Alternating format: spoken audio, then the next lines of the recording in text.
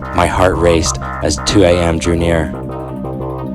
As anxious as I was also overwhelmed with curiosity.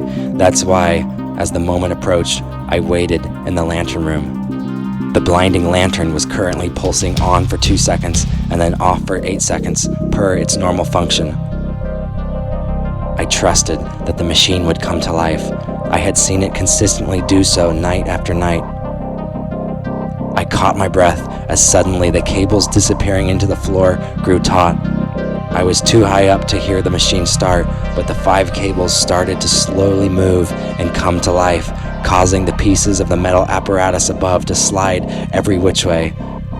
The consistent rhythm of the lantern was no more. It flashed on and off quickly, and several different shaped metal plates passed in front of the lantern, momentarily blocking part of the beam. Everything in unison, it built momentum and didn't take long to reach full speed. As much as I wanted to stay there and study it, I couldn't. I leapt down into the service room and then started down the abundance of stairs as fast as I was capable.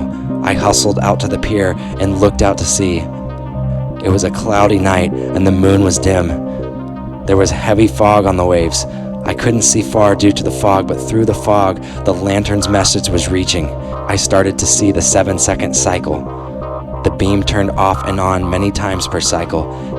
The beam usually had a portion of its light blocked, as if forming strange letters. The plates moved into position and then paused in a certain place to form a letter and then moved on to the next one. I waited for 15 minutes and began to grow nervous. But then, through the fog, I faintly started to see something only a couple 100 yards out. It was a vessel, and it was pointed right at me. Or actually, I realized it was pointed at the base of the lighthouse. I ran back down the pier and toward the lighthouse. I climbed on the huge rocks at the lighthouse's base. The ominous vessel was getting bigger.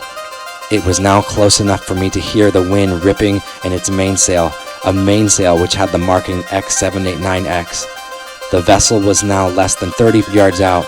I could see it in more detail, its open wooden deck, its mast connected to the tall mainsail and headsail. It was no more than 30 feet from bow to stern and about 10 feet wide.